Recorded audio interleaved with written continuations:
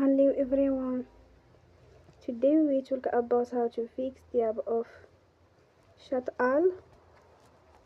Here we go to settings. Then we click on apps. After that we search the app Chat All.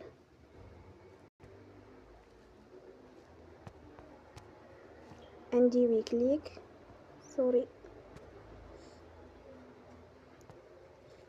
you will on for stop. After that we go to storage. Then we click on clear cache.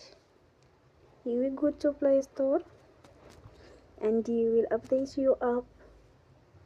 Don't forget to support us by like and subscribe.